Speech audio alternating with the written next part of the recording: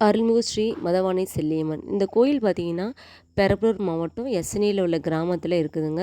இது எங்களுடைய குலதெய்வம் கோயில். பல வருஷத்துக்கு அப்புறம் இந்த கோயில் இப்போ தாங்க கும்பாபிஷேகம் நடந்து முடிஞ்சது. நாங்கள் நாமக்கல்லேருந்து பெரம்பலூருக்கு பார்த்திங்கன்னா விடிகாலையே கிளம்பி வந்தோங்க. இந்த கோயில் என்ட்ரன்ஸ் இந்த எசனைக்குள்ளே உள்ள நுழையும் போதே அவ்வளோ கூட்டங்க மக்கள். நாங்கள் அப்படியே உள்ள கூட்டத்திலேருந்து உள்ள கோயிலுக்குள்ளே போகிறதுக்காண்டியுமே ஒரு 1/2 ஹவருக்கு மேலேயே ஆயிடுச்சுங்க. அவ்வளோ க்ரௌடுங்க உள்ளே வரத்துக்கு. நல்ல கூட்டங்க மக்கள். அப்படியே உள்ளே பார்த்திங்கன்னா சாமி அலங்காரத்தோட சூப்பராக பண்ணியிருந்தாங்க கோயிலுடைய நுழைவாயில்ல.